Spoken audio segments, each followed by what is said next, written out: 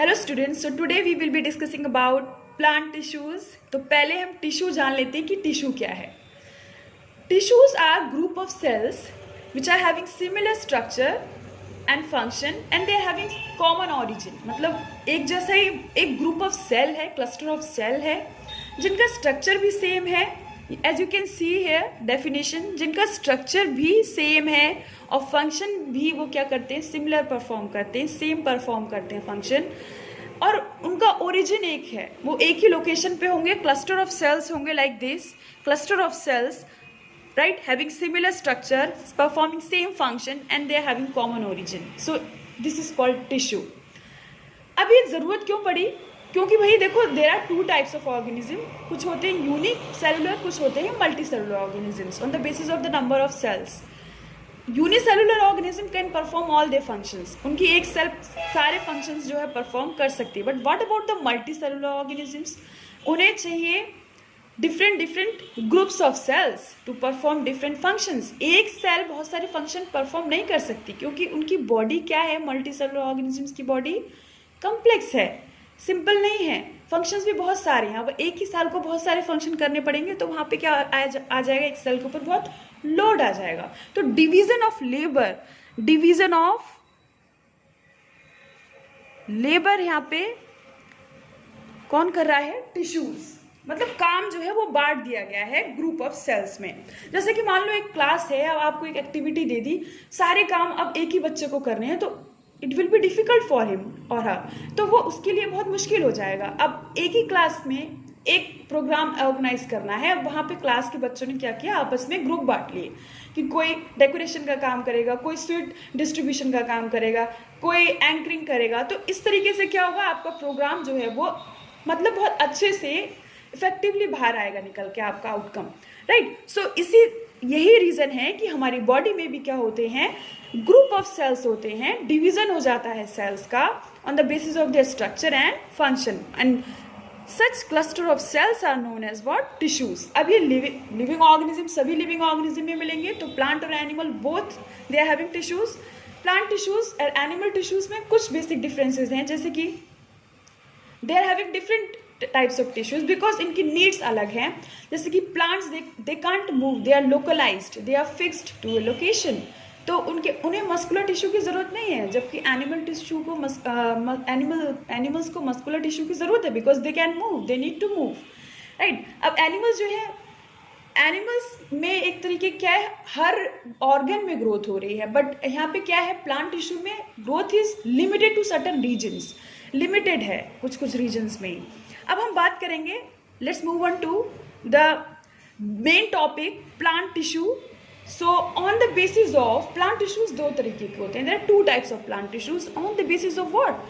Classification हुआ है यहाँ पे, दो तरीके के टिश्यूज हैं on the basis of dividing capacity, मतलब कौन कितना डिवाइड कर सकता है। दो तरीके के टिश्यू होंगे, meristematic tissue and permanent tissue. Meristematic tissues जो है वो आया है एक ग्रीक वर्ड से मेरिस्टोस, जिसका मतलब ही है डिवाइडिंग, इसकी मीनिंग ही है डिवाइडिंग। तो ये है dividing tissues. Meristematic tissues are dividing tissues and they are non dividing. Permanent tissues are non dividing tissues. ये हम नेक्स्ट क्लास में डिस्कस करेंगे। In this class we are going to discuss about what? We are going to discuss about only meristematic tissue. So let's see. पहले इसकी कुछ basic characteristic देख लेते हैं। मेरिस्टेमेटिक टिश्यू में सेल्स क्या होंगी, थोड़ी छोटी छोटी होंगी, स्मॉल होंगी, और they keep on dividing, they very active cell. उनमें सेल डिवीजन होता ही रहता है, राइट। एक से सेल डिवाइड होकर दो बनी, तो वो क्या हुआ, एकदम से क्या हुआ, उनका डिवीजन हो गया, उन्हें स्टोरेज कोई भी स्टोर करने का मौका मिला ही नहीं, तो दे डोंट हैव वैक्यूल, इसी वजह से उनके पास वैक्यूल नहीं होता। तो हम शेप से पहले स्टार्ट करते हैं। They don't have fixed shape, Oval भी हो सकता है, राउंडेड भी हो सकता है, स्फेरिकल, राइट। सो सेल वॉल कैसी होगी उनकी? थिन होगी और सेलुलोज होगा सेल वॉल में। मेरिस्टेमेटिक की सेल वॉल जो होंगी टिश्यू की थिन होंगी और सेलुलोज होगा। साइटोप्लाज्म डेंस होगा, बहुत ज्यादा घना होगा, right. Nucleus is prominent, nucleus बहुत क्लियरली विजिबल होगा बिकॉज न्यूक्लियस, जब मैंने single cell divide, it is having nucleus, then its nucleus will also divide, it nucleus also undergoes a division, तो यहाँ पे प्रोमिनेंट न्यूक्लियस होगा, राइट, तो nucleus इस तरीके से डिवाइड हो जाएगा। दो सेल में अगर एक सेल बट रही है, माइटोटिक डिवीजन हो रहा है, राइट, तो nucleus is very clear. Vacuole is absent, storage का मौका ही नहीं मिल रहा है, there is no need of storing the things. Meristematic tissue को स्टोरेज की जरूरत ही नहीं है, so they don't need vacuole, they keep on dividing, they are dividing aggressively, वो डिवाइड होते ही जा रहे हैं, उनको बस growth, they are basically focusing on what, growth of plant. Plant की ग्रोथ पे जो काम कर रहा है वो है meristematic tissue, right. So growth तभी होगी जब सेल डिवाइड होंगी, so that's why this tissue is known as dividing tissue. Cells are keeps on dividing, right? तो यहाँ पे cells active हैं, cell division continuously होता रहता है, shape oval है, rounded है, cell wall thin है, right? Cytoplasm dense है, nucleus prominent है। Now अब intercellular space कैसा है? Intercellular space, there is no intercellular space because cells are compactly packed. मतलब एक तरीके से क्या है, कंपैक्ट है, एक दूसरे से बिल्कुल सटी हुई हैं, कोई जगह है ही नहीं भाई, कोई बिल्कुल बहुत ज़्यादा होती हैं, राइट, तो बीच में स्पेस है ही नहीं। Intercellular space mean the space between two cells, so there is no space between two cells. अब बात आती है मेरिस्टेमेटिक टिश्यू के टाइप्स, ये तो हो गए फीचर्स। फीचर्स क्या हुए, shape can be oval round, cell wall thin, cytoplasm dense, nucleus prominent, vacuole is absent, और cells are active and they keep on dividing। अब यहाँ पे मेरिस्टेमेटिक टिश्यू का मेन फोकस किस पे है, growth of the plant. Now let's see what are the different 3 types of meristematic tissue. Meristematic tissue के 3 types हैं, 3 में इनको क्लासिफाई किया गया है। First one is apical meristem, second is intercalary meristem, third is lateral meristem, right? As you can see in the diagram, this is the apical meristem, tip at the apex, वो meristem जो apex पे present होगा, tip of the root and shoot, root के tip पे और shoot के tip पे जो प्रेजेंट रहता है उसे कहते हैं एपिकल मेरिस्टम। इंटरकैलरी मेरिस्टम मतलब between the nodes, at the node और बिटवीन द नोड्स, नोड जो जहाँ से लीव्स अराइजेज होती हैं, लीव्स निकलती हैं, right, as you can see this plant I am having, so apex and the root apex and the shoot apex, तो यहाँ पे होगा आपका apical meristem. This is a node, this particular region is a node from where leaves comes out, तो ये node हुआ, and the space region between these two, this is also node from where leaves arises, the space between the region between two node is known as internode, right?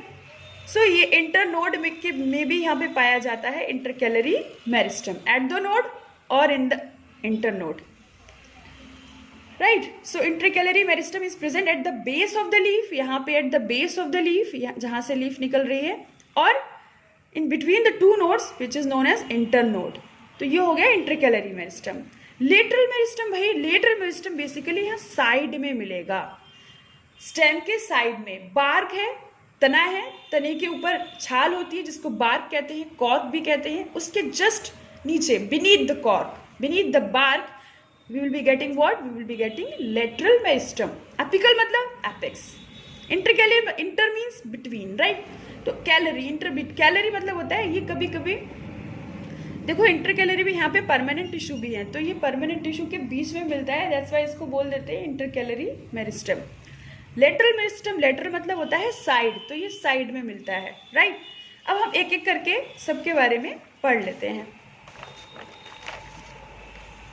पहले हम बात करेंगे apical meristem. जैसे कि मैंने बोला, it is present at the root and shoot tip, location इसकी root और शूट टिप पे पाई जाती है, एपेक्स पे। फंक्शन इसका मेन है, एपिकल का देखो मेन फंक्शन है ट्री की लेंथ बढ़ाना, मतलब ये लंबाई पे फोकस कर रहा है। It increases the length of the plant. Length can be increases either from this side or from this side, downward, upward or downward, both. Length is increasing in both the direction, upward as well as downward. So जो length है वो यहाँ पे क्या है, longitudinal increase हो रही है, लेंथ लॉन्जिट्यूडनल ग्रोथ हो रही है। It can be upward, it can be downward. So basically ये क्या कर रही है, लेंथ बढ़ा रही है किसकी, स्टेम और रूट की। तो रूट और स्टेम की जो लेंथ बढ़ रही है वो किसकी वजह से होगी, किस मेरिस्टम की वजह से, एपिकल मेरिस्टम की वजह से, राइट। तो ग्रोथ जो लेंथ होती है प्लांट की, it is basically known as primary growth of the plant. तो प्राइमरी ग्रोथ पे कौन फोकस कर रहा है, apical meristem. Apical meristem is basically focusing on what, primary growth of plant, and primary growth is what, length of the plant। लंबाई जो बढ़ेगी वो एपिकल की वजह से बढ़ेगी, right. Lateral meristem, let's come to the lateral meristem. Lateral मतलब होता है साइड में। अब लेटरल का बॉडी है साइड, तो ये बेसिकली प्रेजेंट होगा साइड में स्टेम के, साइड में मतलब बार के जस्ट नीचे, beneath the bark, beneath the cork। ये भी क्या है, ये देखो, अब जो ट्री है वो लंबाई, बस ऐसा होता है कि ट्री सिर्फ लंबे होते चले जाते हैं और उनकी चौड़ाई नहीं बढ़ती, ऐसा तो नहीं है। जो स्टेम है वो भी बड़ी होगी, उसकी विड्थ होगी, बड़ी होगी, उसकी डायमीटर बढ़ेगी, right. So this particular region जब बड़ा होगा प्लांट, तो उसकी ये जो स्टेम है ये भी चौड़ाई भी इसकी बढ़ेगी, इसकी डायमीटर बढ़ेगी। सो इसकी विड्थ कौन इंक्रीज करेगा, who will be increasing the width, who will be responsible for the growth of the diameter of the stem, so it will be what, lateral meristem। girth बढ़ाएगा, it increases the girth of the stem।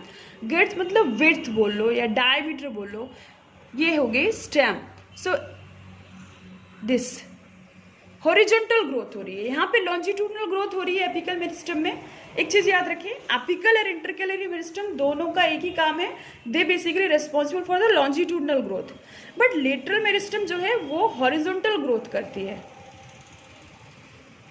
Horizontal growth इस side में, right. Like ये फैलाएगा stem को, stem की width बढ़ाएगा, it increases the diameter of the stem और root.